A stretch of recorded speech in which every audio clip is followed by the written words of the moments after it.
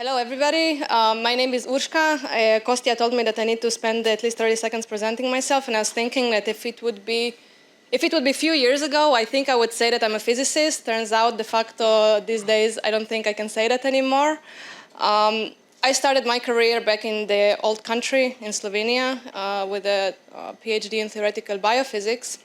Then I moved to Israel. I did a postdoc. And while I was doing my postdoc, I was looking around and I was thinking, you know what?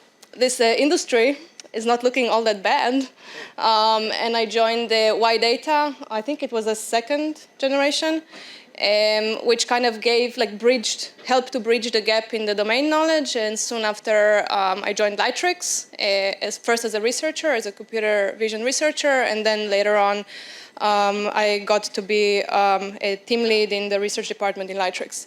So for the ones of you that are not familiar with Lightricks, we are an AI-first company that is working on making creativity available to everybody.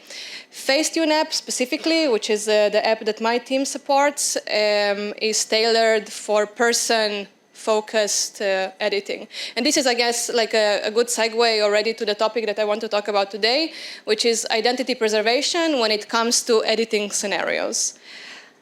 Now, I don't think it's going to come as a big surprise when I say that people tend to be attached physically and otherwise to their faces. Getting to generating identity accurately is very hard. Now, if I adjust this problem to be an editing problem, means that we are now doing partial generations, meaning that not only do we have to be faithful to the identity, now we have to be faithful to the rest of the image, and the image in this case being a real-world image taken with a modern camera on the phone, high resolution and all that.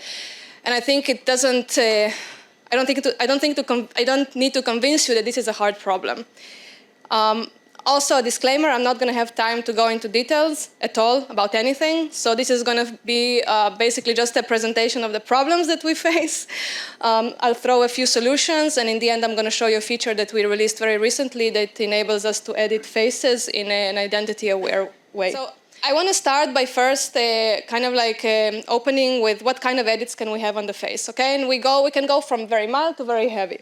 Now, with the mild edits, you can think of stuff that is either very low in magnitude or local. So you can go and you can change a pimple, a wrinkle. You can lighten under the eyes. You can even the skin tone. Basically, you can do anything digitally that otherwise in real life you would do with reasonable makeup. Okay, this is very, very doable. Our users have the option of doing that manually, so they can choose which part of the face they want to edit and how much, or they can have something like this, which is a one-tap feature called retouch that does all kinds of stuff all together. I don't think you can see the difference here. It's meant to be very, very subtle because, again, it's meant to mimic what you would normally do with makeup in real life. I think it's pretty clear that the first point doesn't touch identity at all, so no problem there. So let's say that we want to do bigger edits, okay? We want to start affecting the expression. Turns out, and again, probably no surprise to anybody here, a face is three-dimensional, so we can exploit that. We can take an image, we can turn the face into a three-dimensional mesh, and then we can start manipulating vertices themselves. This is the middle example. What I want to point out here is that the transformation here is global. So you see that when the mouth is changing, also the cheeks go up, the nose changes, the eyes change a bit. Again, we probably can all agree that this doesn't interfere with identity quite yet. Let's push it even further, okay? Let's say that I want to do an edit where I open the eyes from closed to open. Maybe I want to open the mouth from closed smile to full smile. Here, you need a prior from the person, right? We need to know what's the color of the eyes. We need to know what's the shape of the teeth, the mouth, how they smile, and all that. We can force it, and I put this here particularly just to see the failure case. We can force it. This example is done through retargeting. And you're going to see, okay, fine, we got a smile, but really we didn't succeed at getting the smile that actually I would recognize as my own. So I think like from this example here, it's pretty clear that we will need to find a way, that we do need to find a way of extracting identity and then being able to inject it at the editing stage also. Now, let's start with like 2 steps back. Let's first figure out whether we can even generate a face that is physiologically realistic, believable, and works. Today, basically what we would do, we would take any state-of-the-art text-to-image model, pick whichever is close to your heart. You would pick some decent prompt, would turn some knobs and some buttons, and you would get pretty easily, pretty fast images that are believable, correct, look fine, everything is okay. What the Fusion model in this case would do is it would search and interpolate in the training universe that it has experienced, and it would give you some generic, somewhat mean output. So this is all fine, but let's say I want a specific face. Okay, I don't want some like random woman, I want a specific face, and let's say that I want my own face. The simplest thing I can do, trivial, I can just change the prompt, right? How many of you believe that that's going to work? That's very nice. And I want to just show it so that we are all convinced. It doesn't work, right? It does make a step in the right, like general direction, but the step is so small it doesn't matter, right? It's not surprising. Text as a modality is not capable of capturing the nuances and the small granularity that visual information can encode, especially when it comes to such complex stuff as visual identity. So what we will need to have is some sort of way of encoding, encapsulating, aggregating, think about it however you like, identity. This slide can be an hour of talk, which we don't have time for, and I hope that maybe Gali is going to talk about it a bit later. But basically, you have 2 options, right? You can train, or you can do some sort of injection at inference. Let's say if we're in the business of getting the best possible results, then training, fine-tuning is your friend, okay? So we're going to train something, and now again, it's a question of like we have a spectrum from how much resources we are willing to give. Now, we have resource of how much reference images we have, and we have a resource of how much we want to pay, we're willing to pay with compute and with runtime. Let's say that we are willing to pay a lot and we have a lot of images, then probably what would be the most reasonable to do is a full fine-tune, go for something like a Dream Booth, it's going to be great. If you want to be more efficient on the other side, then you can take a smaller model, more efficient model, something like LoRa.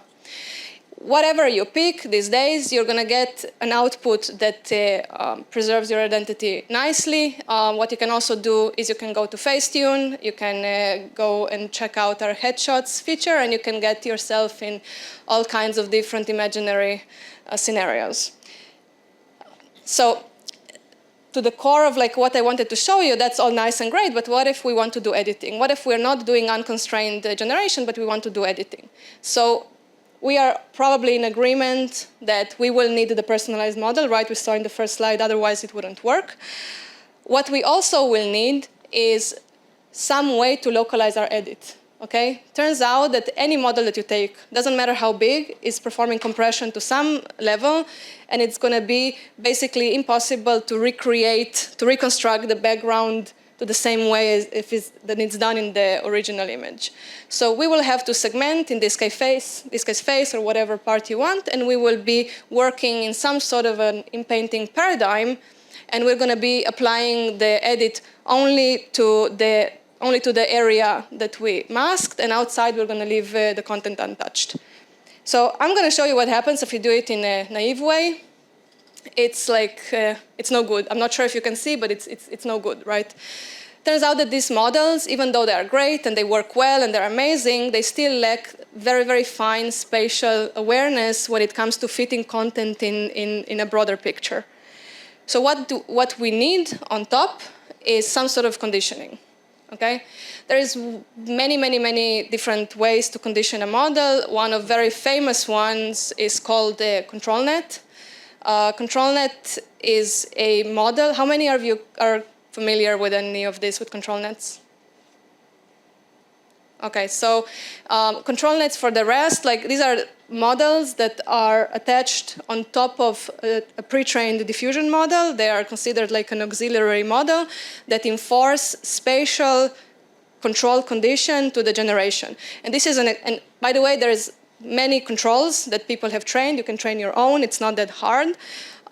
This is an example from the original paper from 2023. So that's kind of like really old stuff already. You can see a control through edges and through pose, and I think it's pretty self-explanatory that the model now is not only forced to generate things that are consistent with the prompt, now they have to follow this very, very specific spatial conditioning. If we do this conditioning right, either control net or something else, then we can get results that are much more fitting and much more, look much more correct. Now, realistically, the problems are with picking the conditioning, making it work well, making it work in a balanced way, making it not clash with each other and with the core model. There's also questions of blending and masking and robustness and making the identity such that it is good but not overfit. So there's like a lot of, this was a big headache. But once you get it right, you can get a feature like this called reshoot in Facetune, where you can take images of yourself that arguably probably are not the best. But with one tap, basically you transform them in an identity-aware way to something that you are happier to look at and maybe even share with other people. I will leave this here. Do scan the QR code, see the different positions that we have open. Find me later if you have any questions. Add me on LinkedIn, and thank you very, very much for your attention.